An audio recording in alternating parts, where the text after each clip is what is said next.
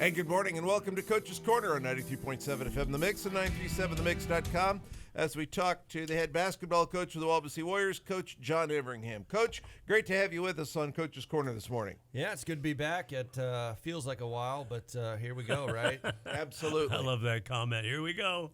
So it's been a little bit since we were able to sit down. We've gotten through football season and time now for the glowing orange orb that is life in the winter in Indiana. Talk a little bit about what you guys took care of through the summer and have worked on up until now. Yeah, we got. It does seem like quite a while ago since we've been in the studio and had basketball games, but we had a nice season last year. We went through what everybody else was going through. We just scrimmaged up at Wabash. I'm sure we'll talk about that a little later, but talking with their coach about quarantines and COVID and no fans and just a schedule that you're trying to put together. We played last year. We didn't get a chance to play Fairfield. We had to play Prairie Heights right off the bat on Friday night, and then we turned right around and play Angola on that first week on Saturday. Should just rent a room over there in Steuben County. But anyway, go ahead. But there were hiccups all last year just trying to make it through. And going over to I'll never forget. Going over to Columbia City where there literally were no fans. Mm-hmm. I think they allowed, one parent, per player. Yeah. And, the bleachers weren't even pulled on one side. It was crazy. And that was weird. The Wabash they had a very similar go of it as we did, where we started off the season on quarantine. And again, quarantine, you don't do anything. You're at home, and you're not doing it's stay-at-home order. That's where we were a year ago, and we get back at it last year, and we play a couple games, then we go right back into quarantine. Yeah. And so I was looking at last year's practice plans, and we didn't even have our first practice until November 14th. Oh my gosh! And so it was quite a season, overcoming adversity, and I think a lot of coaches. Learned a lot from the experiences that they had last year, and then also players learned, how to overcome, adversity, and when things don't quite go normal or perfect. And we had a team last year that did that really well. We overcame a lot of different road bumps, throughout the season, and we finished very, very strong. I think we won maybe four games in a row at the end of the season, and certainly going to miss, those three seniors that participated last year, but. We're excited about this year. So what did you do over the summer then? Well, we certainly take a break, a much-needed break, after the season. And did you have a lot of kids that played a spring sport?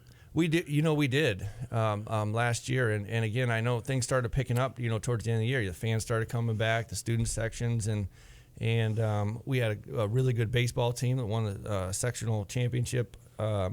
So we had a lot of guys participating in different things, and so it was fun to go out there and watch them participate in baseball and golf and some of the other things that they're involved in. Mm-hmm. But once June rolls around, then we're cranking it back up, and it's a lot of stuff. And so we normally get up early in the morning, 6:30, and come in for our preseason workouts. And my philosophy has always been you don't really need to spend all day in the gymnasium. You just need to do it consistently.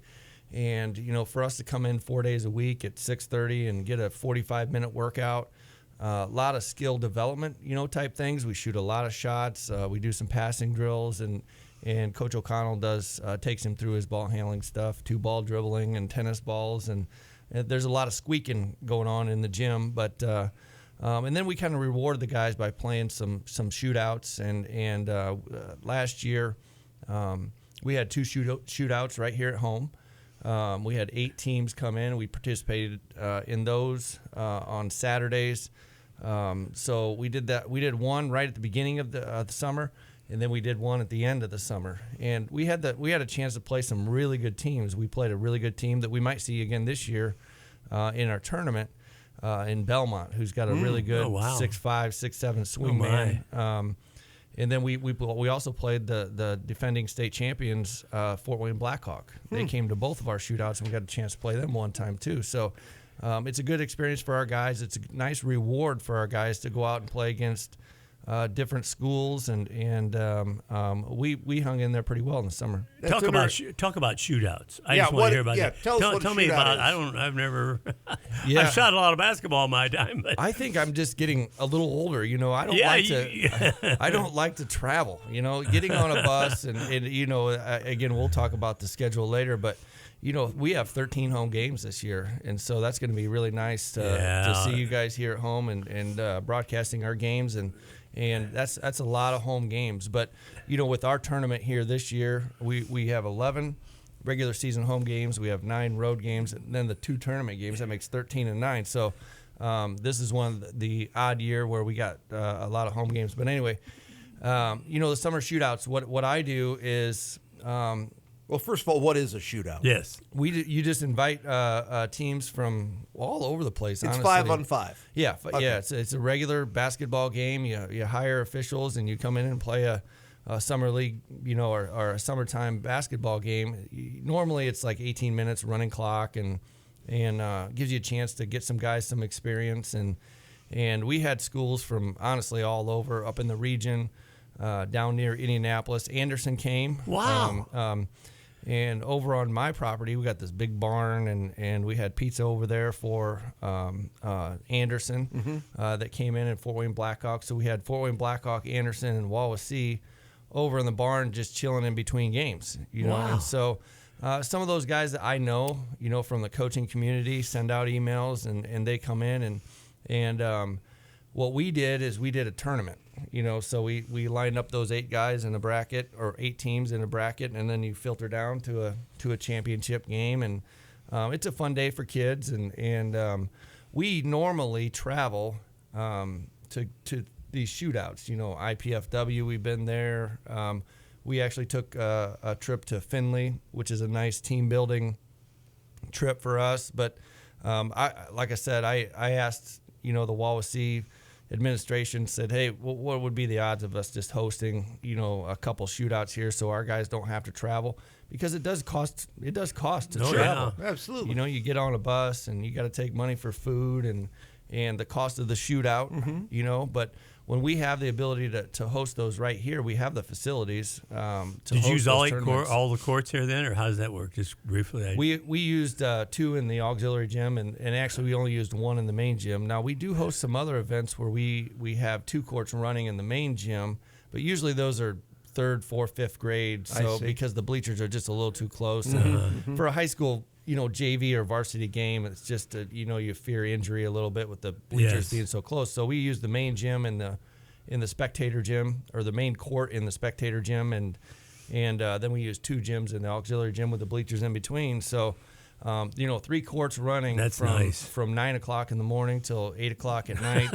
It is a little organization. Certainly there's setup and cleanup, but we ask our guys to kind of pitch in to do that so we can stay home. You play normally you play like a 9 o'clock game, maybe a 12 o'clock game, and then maybe come back and play one more at say 6 o'clock or something like that. So it's nice for our guys to go home, in between games, where if you went somewhere else to do a shootout, literally you're laying around and you go to the fast food restaurant and you lounge around, and it's just a lot nicer being at home. So we did that twice. How'd you do? We did fine. We didn't quite make it to the championship game there, but there were some really good teams. I mean, again, Fort Wayne Blackhawk, I think, won the first one, and then the second one, Anderson, is up and coming. I think they have a Mr. Basketball candidate. Oh wow! Down there at Anderson. So there was some real talent there. And so the other thing that it gives me a chance to do is to set up the schedule. And so I control who we play and when we play. So it's kind of nice to play teams maybe that are our size, or make sure that our games are competitive, instead of going somewhere where you don't know who you're playing, and all of a sudden either you win by 30 or lose by 30, and it does nobody any good. Right. So I thought those two shootouts in particular were really good for us, because I got a chance to kind of pick who we play. And so, the other thing too I talked about was, the experience that the guys get, so you're not going out there. No, I really don't think anybody that I've come across is really the intention. The number one priority is not winning the tournament, so you're trying to get, 10, 12 guys in there and playing. and you're really trying to get a feel for who your team could be. And so it takes a lot of guys getting in there, getting in the rotation, getting some experience, and kind of seeing what we have as Coach O'Connell and the other coaches kind of sit and afterwards or in the next day thinking through, what type of team that we could have. And so it's really exciting time. You learn a lot doing that? I mean, about who you're going to put. I mean, I know it's a lot different practicing than when you actually get in a game, but this is real games with actually, different teams. So this has got to be a really good thing for the coach. If the coach is, all three of you. Absolutely, and you get a chance to experiment too. So we're not going over to Fairfield on Tuesday and experimenting on anything. So you get a chance to kind of experiment with some different offenses, and to be perfectly honest, some of the ideas don't work at all. And you found that out. And nobody cares, I mean, certainly if you get down into the late minutes of the game and there's certain situations that you may call a timeout and you're trying to execute and perform under pressure, as much as you can. But really, if you drop a game, it's no big deal. You kind of go and you talk to the guys and you say, okay, well, 11 o'clock today, we're gonna do a better job. We're gonna do a better job at executing some of these things. So the experiences that you get in the summertime I don't know if you guys know this, but back when I played, there weren't any summer shootouts. The closest thing would have been maybe the 3-on-3s back then. That's exactly right. Yeah. The Gus Mackers and things like that. But the coach was never involved. Wasn't allowed to be. No, that's right. That's exactly right. I forgot about that. Yeah. That's true. Mm-hmm. Yeah, and as a matter of fact, they couldn't even be in the gymnasium. No, it was the players real tight. The regulation back then for that was super tight. Yeah. Yeah, you couldn't hardly talk to your kids. Yeah, and I'm not a lazy guy, but there's a certain part of me that thinks, man, if the head coaching job in today's day and age is basically a year-round, thing, gosh. because you feel like you have to get in there and you have to get your guys in the gym. And again, not that I'm trying to talk like an old guy, but back in the day, the kids did it on their own. Mm-hmm. You go to the mats in North Webster and you work on your game and you do the ball handling drills on your own, whether it's in your driveway or at different parks or in the gymnasium without the coach around. I remember our coach when I was in high school simply opened up the gym. Right. And then we were on our own. Turn the lock and open the door. Yeah. And so we would literally work out or play. But today's day and age, being a head coach now is just different. It's way different. It's year round. You have fall workouts, you have your season, you have spring workouts, and then you go right into the summer stuff. And so, there's some coaches out there that do summer shootouts and workouts into July. And, my philosophy has been for a long time, that we only stick to 4 weeks in June. And then, because I think it's important for kids to be kids, for them to have a little summer break as well. And also we have a lot of multi-sport athletes. Yes. Where football starts to get hot and heavy, in July. And I'm not joking too that you talk about the pressures that are on kids and they're getting pulled in different directions. And we come in at 6:30, we do our little workout, but then they go straight to, our all sport conditioning program, our weight and strength program from maybe 8 o'clock to 9:15, and I'm really honestly then at 9:15 or 9:30, then their other sports start. Right. And so we got athletes here that are fully committed to coming in at 6:30 in the morning and not being done till 10:30. And so I will mention too, it just popped in my head that another nice thing too is our food service here at the high school, where they have breakfast and they have lunch for all kids in our community. And that was at no cost, to the kids. So I think, getting all that set up and kids coming in, eating breakfast, make sure they got food in their stomachs and then going to all of their workout stuff and then being able to grab some lunch too is kind of important. So, and then on top of that, real quick, you got kids that got jobs. Oh yeah. So we don't do anything in July. Give them a chance to, and the coaches, a chance to kind of relax and just be kids. When we come back, we'll talk a little bit about some of the junior warriors and other younger students that have been working all summer as well. This is Coach's Corner on 93.7 FM The Mix and 937themix.com.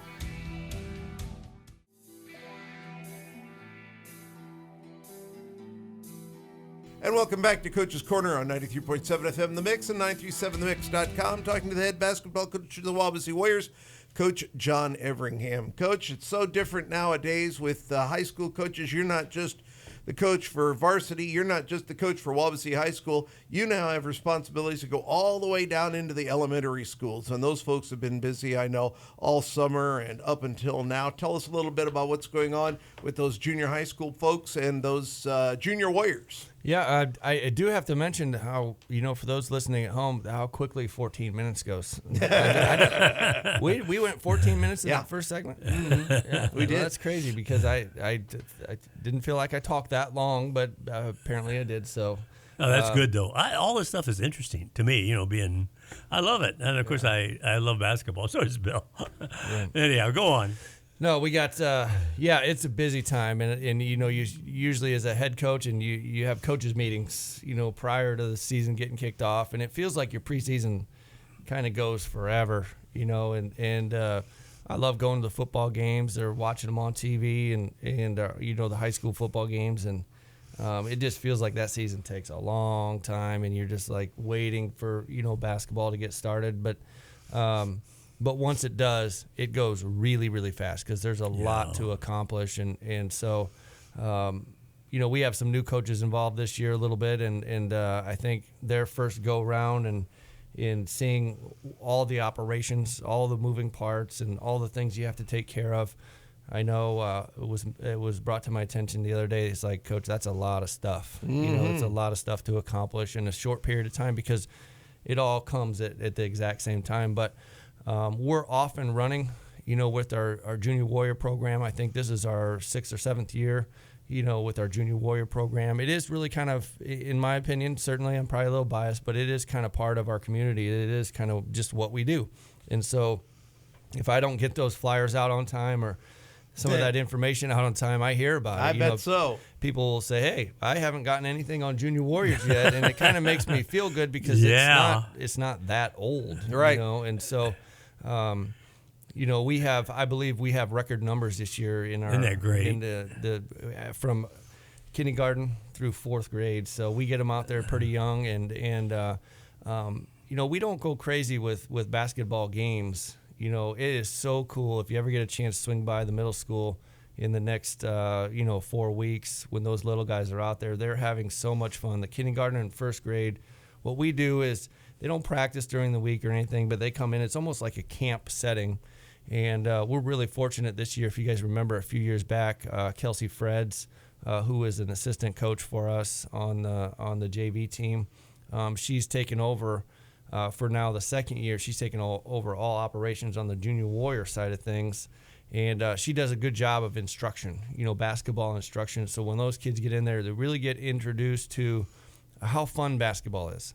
And so our goal, and I tell the kids this, our goal is to make sure that you think basketball is fun and cool. Yeah. Like if I'm recruiting a kid from the time he's in kindergarten all the way up to when he gets in high school, I want him to start thinking that basketball is fun and cool. I want them to look up to those older guys. And we all have stories of when we were in middle school, who we looked up to when they were in high school and what jersey number they wore and what type of player they wore. And so creating that kind of culture within our program, I think, is something that we're very proud of, and so those little guys are ball boys on Friday and Saturday nights and they love it for our home games. And so Kelsey does a great job of not going overboard with games.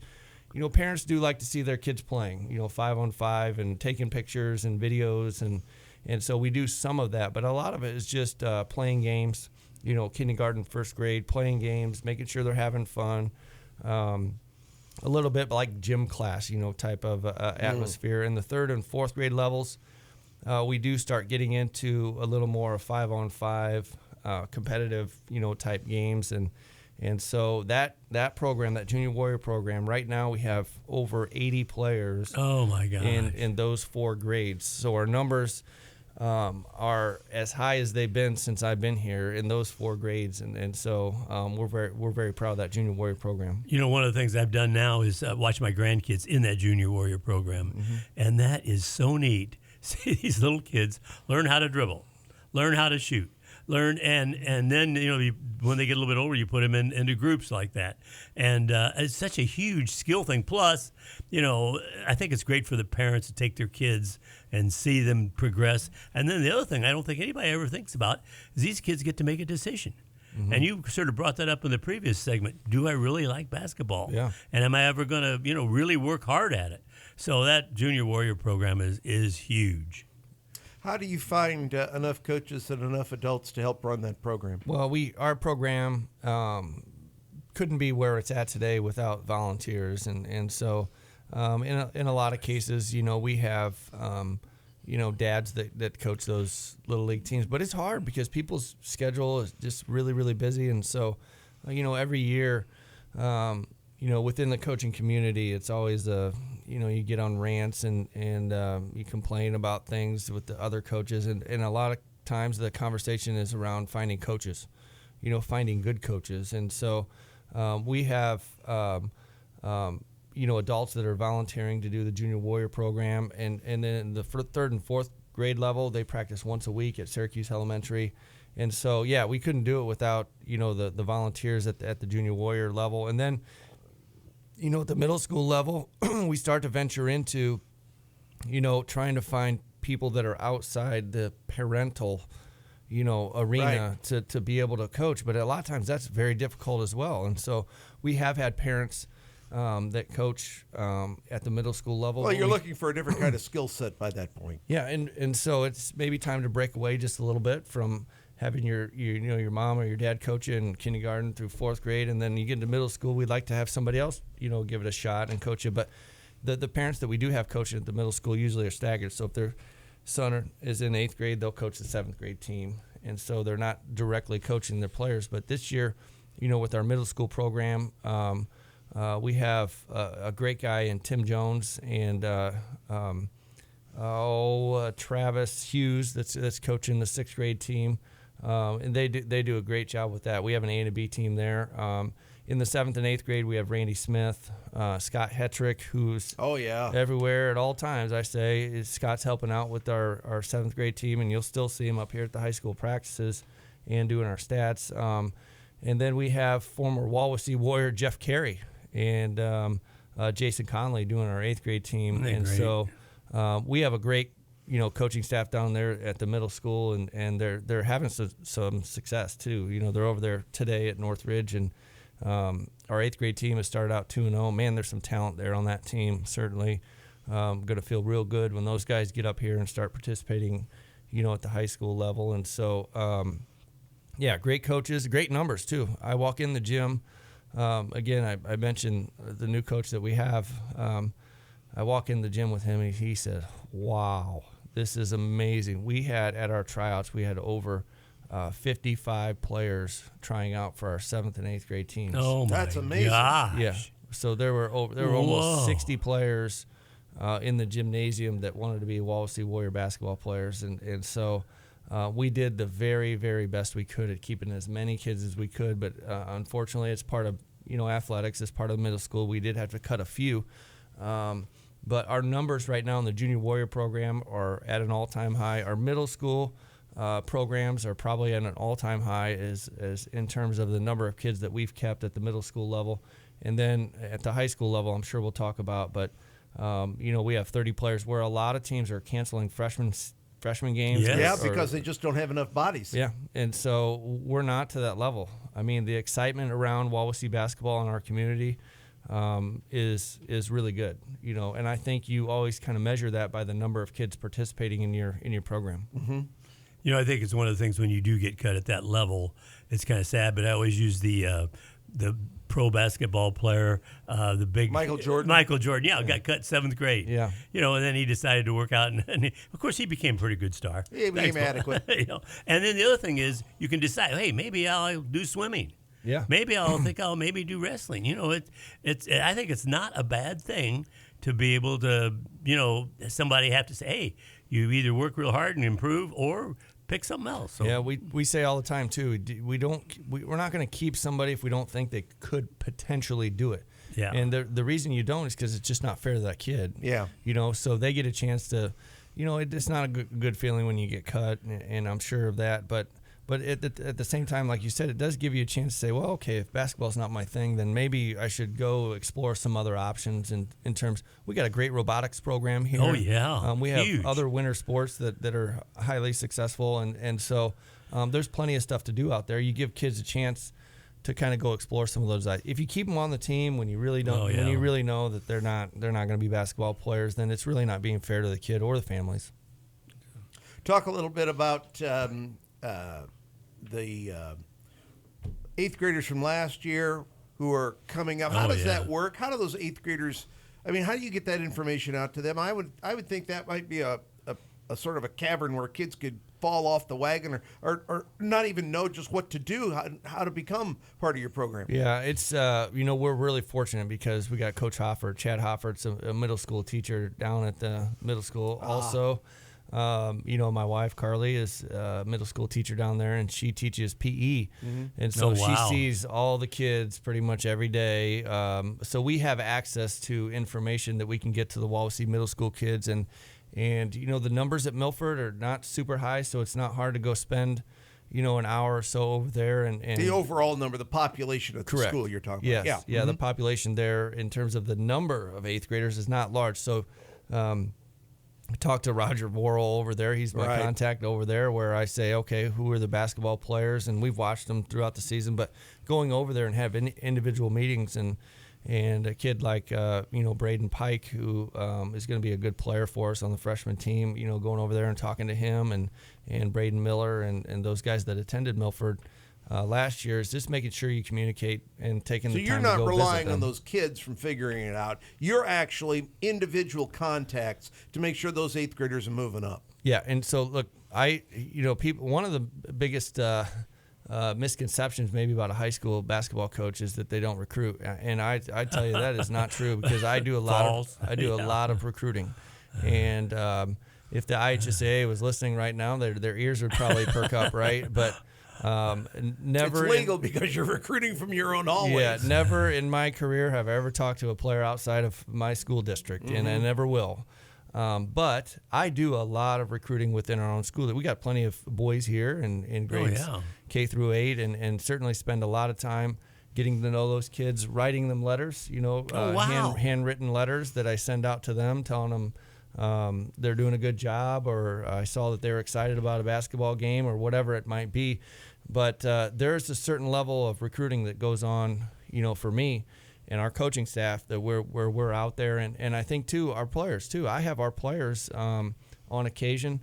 We'll get a huge stack of letters, and we got all the addresses, because when you sign up for Junior Warriors and you sign up for middle school, we have you fill out a survey, and they put their address on there. We have some people smarter than me in terms of merging the mail merge system. That's pretty easy, but we'll write the letters, and Keaton Dukes will be writing letters to a fourth grader and saying whatever, and isn't that great? Yeah, so we do a lot of recruiting in our program, and making sure that kids, if they're excited about basketball, we want them to be so excited that they go out and practice. And so, like anything else, you got to practice to be good. And I think the first thing that you have to have in order to want to be good at somebody is just a passion for what you're doing. Yes. And so, if you really like it and you have a passion for it, you're more likely to go work. If you go work, you're more likely to come to this high school as a skilled basketball player. And here's the thing: we put a lot of time and energy into this over the last 5 or 6 years into our youth programs. Well, guess where those guys are at now? Yeah. They're filtering into our high school, and you're going to see, and we'll talk about it, we got skilled basketball players at the high school level. And that's what we're going to talk about next, the coaching roster and the playing roster at Wawasee this year. This is Coach's Corner with Coach Jon Everingham, talking basketball today on 93.7 FM The Mix and 937themix.com.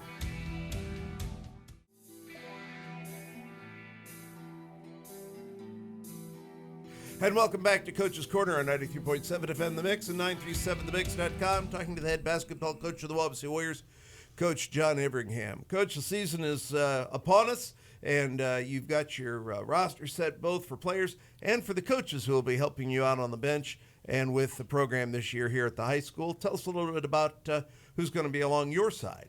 Yep, and just just like you would do with your roster, on for your basketball team, you also kind of look at your coaching staff and you think about your strengths and weaknesses and you're trying to fill gaps, and so we've been very fortunate, very lucky to have the coaches that we have had in the high school program, and those guys are back. And so we haven't, I can't really say for sure, but we haven't had much, if any, turnover since I've been here on our coaching staff. I think Coach Hoffert's been with me since day one.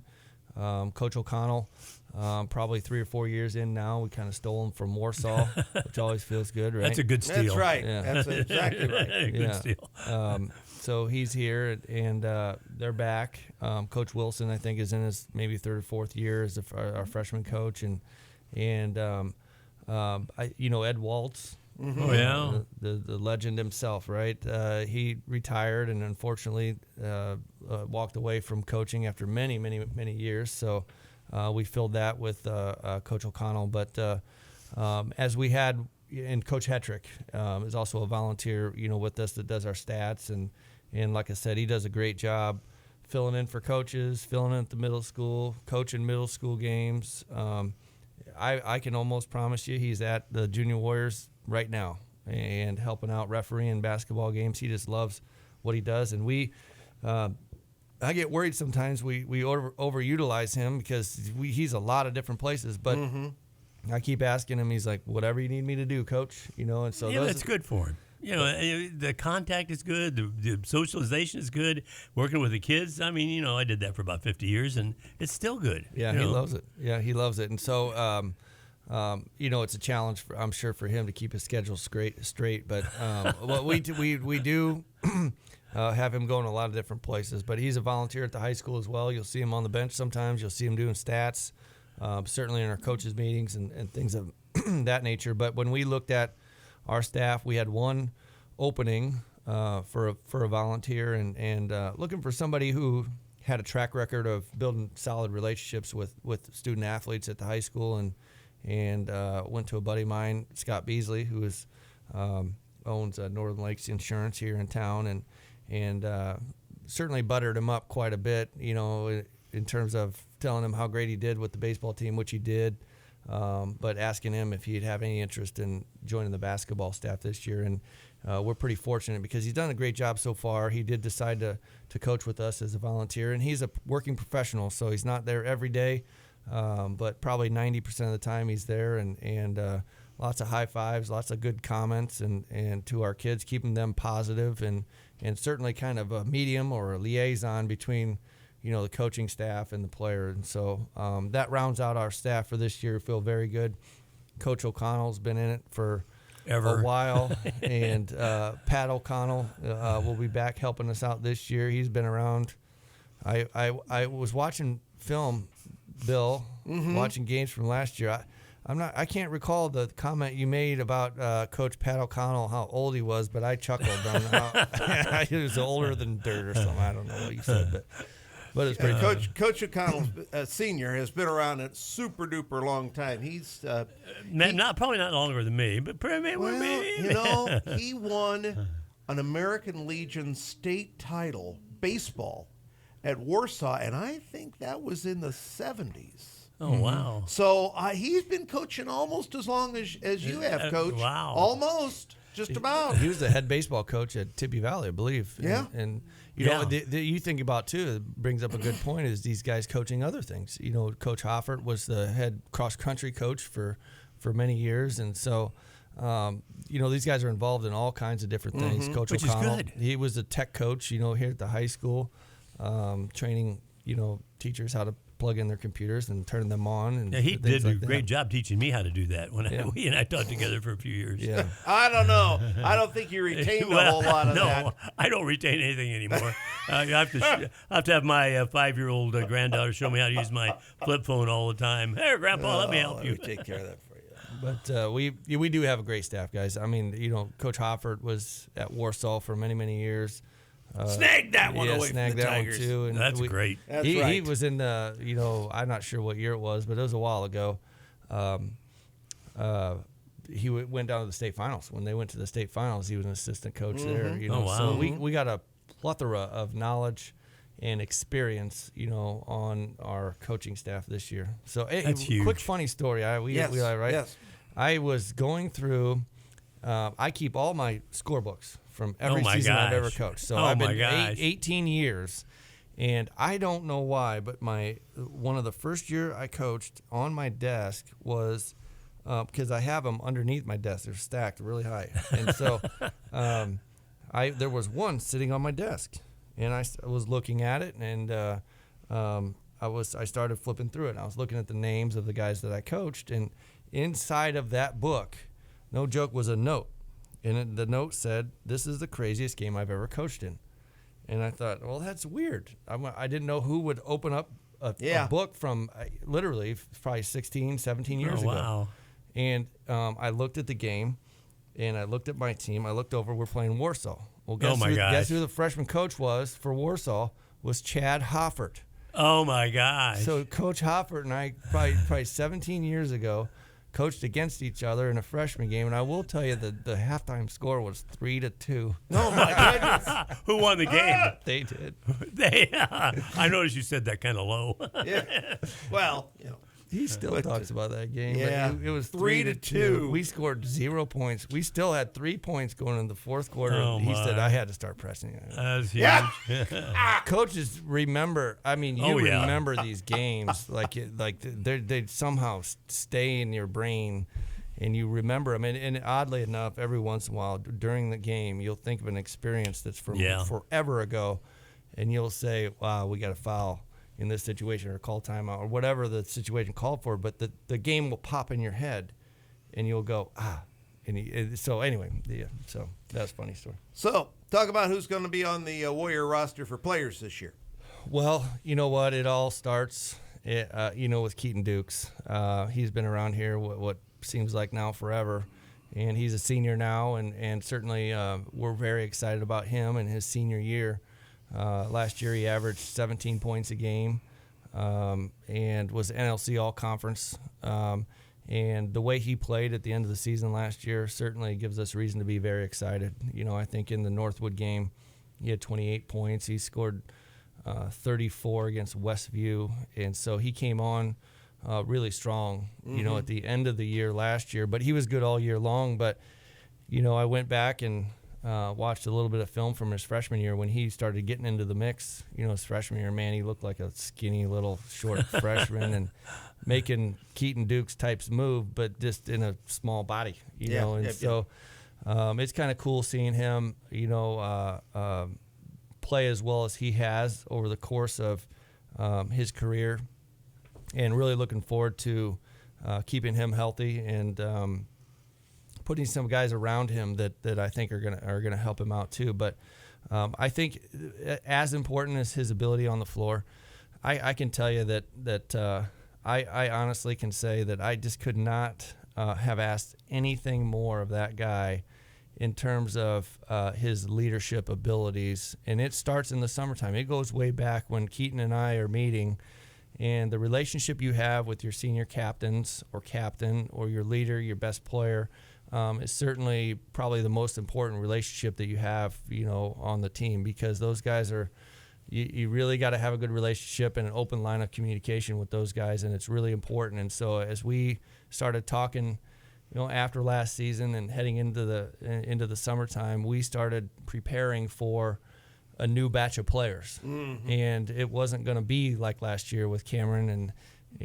Ethan and Adam Beer, where those guys kind of led the way and they were senior leaders, and it was kind of his turn to take over, but it wasn't going to be smooth sailing, right? It wasn't like we had a team returning with a lot of experience. And so the patience that he displayed, the leadership that he displayed, and I'll never forget, it was at Findlay, at the Findlay team camp, and watching him do his thing was one of the most impressive things that I've seen from him in his career, and it had nothing to do with basketball. But being able to start to build relationships with some of these new guys that are coming in and taking them under his wing and really being open to. Now, he could have been the cool guy, And he could have been the cool guy and, you guys are younger or you guys are this and that, and not really hung out with them and maybe taking his buddy and go do this and that.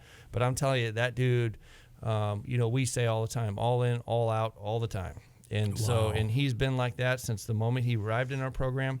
And this summer it was on full display that he's great. All in on, Coach. It's kind of like what I said about Coach Hetrick, whatever you need, just let me know, I'll do it. And so talking to him about making sure that, that he's a senior leader for us and really being in tune to what we need to do. And we know Keaton can score.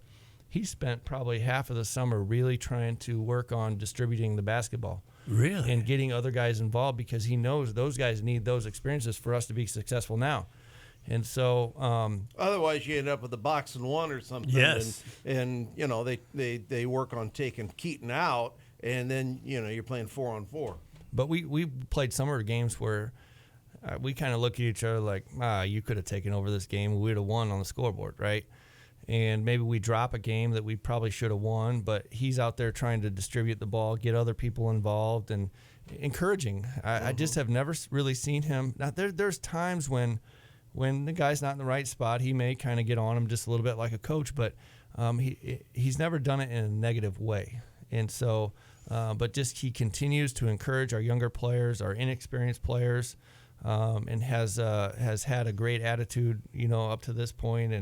And so I just can't say enough good things about Keaton and his work ethic and how far he's come. And certainly just kind of, he's an easy guy to root for, when you talk about him like that. And so really hoping that, his senior year is one of, if not the most enjoyable season, of his career. So maybe the most improved player last year I thought was Robertson. Now he played football for Wawasee this past year, and boy, we all kind of held our breath sometimes with him at that tight end or split end spot. Talk about Robertson coming back for you this year. Man, yeah, we were excited about Colin last year, and he's a year younger than his grade too, and so, we had to be patient. Even though he was a sophomore last year, he's still 15 years old. He's really, really young in the group. Yeah, and so, sometimes you do take age into consideration, not necessarily the grade. Mm-hmm. Their overall development, you guys know, boys sometimes in eighth grade, they look like men, and sometimes they look like babies. Yes, and so exactly. Colin had that baby face when he came into our program, and so we were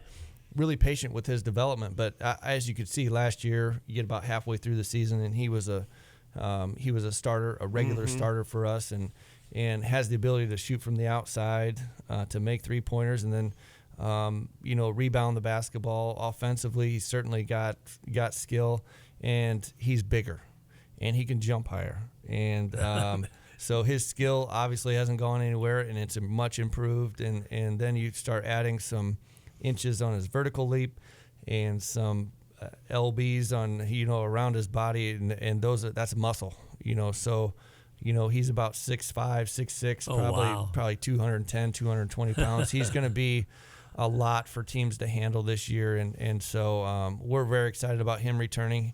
He's, two of three guys, and I'm sure you probably asked, but, our third guy returning is Caden Welty, and so we got three solid, starters returning from last year's team, and Welty, is just a really, really solid guard for us. Last year he was up and down, and you talk about a guy that, again, you talk about buy-in and being all in, that halfway through the season last year, as valuable as he was at the end of the year, and everybody remembers that, at the middle of the season he got demoted to the JV team. Yeah, I remember. And he hung in there. He bought into what we were doing and his progress as a basketball player in our program, and obviously it worked out really well for us. And so in the first round of the sectional game, I think he had 18 points. He hit 6 threes. And so I will tell you, I don't know how much time we got in this segment left here, but I will tell you. About there. I will tell you with him, he broke his wrist. And he broke his wrist in the Northwood game last year. Believe that, okay? And he played with a broken wrist for almost since the second half of the season last year. Well, when he went to golf season, he couldn't swing a golf club. So he they put a cast on him, whatever, and then he wanted to be ready by June for the summer basketball stuff. He played about 2 weeks, but he was still experiencing pain Well, there was some blood flow problems within his wrist. They put him in another cast for even longer. He still is not recovered from that wrist injury. And so it was something, obviously, with the blood flow and the bones, and they had to put screws and open him up on the bottom and the top of his wrist. He still can't bend his wrist real well. And so it's going to be just a little while. He's going to play for us to start the season, but it's going to be a little while before you see him really coming on. Yeah. Is it his shooting hand? It is his shooting hand. Yeah. So he did make a 3 over at Wabash, and we're all like, yes. Oh, man, we're getting closer. It's going to take, 4 or 5, maybe as many as 10 games to get him back to 100%. All right, when we come back, we'll talk about the upcoming games for Wawasee. We've got Fairfield and Angola on the front burners. That's coming next here on Coach's Corner on 93.7 FM The Mix and 937themix.com.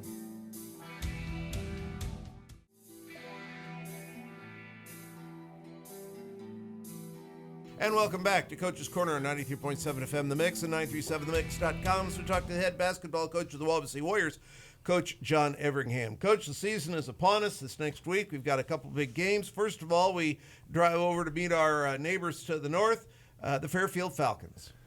Yeah, we're looking forward to that. Obviously, the kids probably this probably comes out wrong, but kids more than the coaches, because the coaches, we need another couple weeks here to get ready for the season.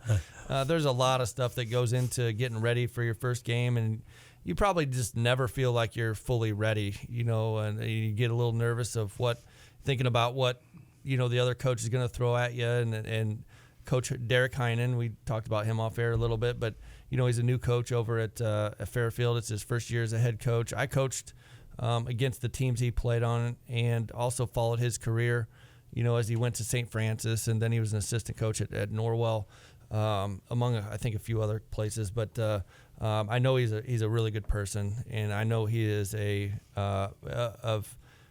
my years of coaching, he's got to rank 1, 2, or 3 in terms of guys that I've coached against that are extremely competitive, that will find a way to make a play in a basketball game, whether it's taking a charge or a steal or a big basket. And he comes from a program under Chris Benedict that was a very successful program. They went to the Final Four, I think, his junior year, won 21 games, and then he's been coaching under Coach McBride there at Norwell, who's got a great program down there at Norwell. So I would expect great things from him at Fairfield, and certainly I'm going to root him on in all games except for the ones where he's playing against us. And so I hope he doesn't win those games. All the other ones, I really wish him the best, and I certainly will be rooting for him. He's a good guy. We actually spent some time together throughout last season with some other coaches that was headed up by the Northridge basketball coach, doing a Sunday night coaches Bible study, where we got to talk about all things coaching and life and stuff like this, and he was a part of that group. So got to know him just a little bit, through that, and I know he's a great person, and he's going to be great for coaching, the coaching community, and he's going to be great for the kids that he coaches. And so, but we are looking forward to going over to Fairfield on Tuesday. Our guys are super excited about getting on the floor, and we had a little test run, over at Wabash. And I certainly can talk about that a little bit. Let's do that. Let's do that, because that's a very new thing for us. Have we ever? The boys program has never played Wabash, have we? I forgot about that. I thought No, we The don't. girls have played Wabash in a tournament years ago. We went down there and did games at Wabash, but I don't think the guys have ever done that. No. The Apaches are just sort of an enigma wrapped in a cloud, wrapped in a fog. Well, they're in the TRC, so they play a lot of teams we play, Whitco and all those schools over there, Tippy Valley. So their schedule is somewhat similar to ours, but we don't play them. It's a little bit of a drive, not forever, but it's a good scrimmage for us because they're the same size school or similar size school. They're a two-way school, but I also know, I will tell you before I say that too, I know Coach Heinen is doing everything he can to get ready for this first basketball game with his own team too, and I know he's listening to this show, so I'm not listening. Coach Heinen, I'm not giving away any secrets here going into Tuesday game. And I got my recon going too, and I know a lot about your guys that you probably don't think I know. So there you go. But that first game's always a bit of a black box. Oh, anyway. it is. And in all honesty, I'm joking, but because I know he feels the same way. I'm sure he probably does. That we're so focused on our own team. Oh yeah. That, you can go overboard on scouting reports and who's good and whatever, but if you don't focus on your own team, you'll get carried away and doing things that will hurt you later on in the season. So you just stay focused on your team and let the games play out early as they may. And because again, I've made the mistake as a coach doing the opposite. Doing things in your first 2 or 3 games, and then you find yourself behind maybe later on in the season. So we're focused on ourselves. So really don't put too much into who Fairfield is or tell us even about Angola. that. Tell us about that scrimmage with the Apaches from Wabash. Yeah, they're a great scrimmage, and Coach Wright does a great job. They're 2 years ago they won 21 games, and I think 3 years ago they were really good, 21 games, and then 2 years ago maybe 17. Last year they got into a funk, with COVID, but won maybe 4 of the last 5 games. They play super fast, and they play really physical. They play fast and physical, and every time our varsity starts getting used to beating up on the JV, and we start thinking we're all that, and then I know in the back of my head I'm going to face Coach Wright's team and what the things that I just know it, but the kids don't necessarily know it, or they forget. We go over there and they rolled us pretty good. They were playing passing lanes, and we just weren't quite ready to go over there, but that's a good thing, right? Mm-hmm. And so I am fully convinced, as I sat back and kind of took one on the chin, over there, it's not a real game. It doesn't count against your wins and losses, but good learning experience. Yeah, it was a great learning experience. And the other thing too that's super exciting is there were about 3 or 4 things that are quick fixes, like we fixed yesterday. That if somebody else tried to do that to us, or we played the exact same team, if we went over there and played Wabash again, I think we could totally flip it. And so we're going to have the type of team, you got to be really careful against us, pressuring us and playing up in the passing lanes, because if we execute, we can score a lot of points. And so that's what they did.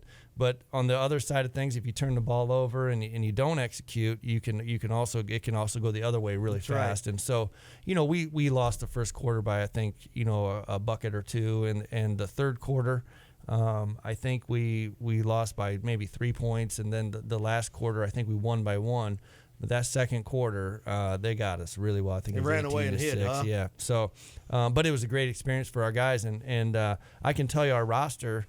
On just our varsity and JV, there's basically 9 guys that are kind of new, coming up from the freshman team or the middle school, that are just brand new to our program. In our top 7 guys, there's only 3 guys that basically, outside of maybe some mop-up minutes or a minute here or 2, right. We only have 3 guys that have experience. The other 4 guys have basically never been on a varsity basketball floor before. Which means your learning curve this year is going to be quite steep. Yes, and the most exciting thing is, this is super important for people to know and understand about our team, is we are going to get better fast. And I think we could be a very good basketball team by the middle to 3/4 of the way into the season. We got 3 guys that are completely bought in. They're good varsity basketball players, but it's going to take some time for those other 4 guys to get acclimated. And I've said this on the show before for me, as a famous Coach Edison, Plymouth Coach Edison quote, is that after 10, 12 games, there is no longer classes. Like, you're no longer a freshman or sophomore. Yeah. If you've played 10 games of a season, the coach should not be making excuses that this guy's a freshman, this guy's a sophomore, or this guy doesn't have experience. That argument that excuse is out the window. So for us, we probably will be talking about that early this season, about our inexperience and our youth, and we got to be patient with their development. Maybe we'll get a couple games, get a couple wins, but I think once we get to that Northwood game in January, and maybe slightly after that, we got a chance this year with the skill that we have on the varsity basketball team to be a very good basketball team, and that is super exciting.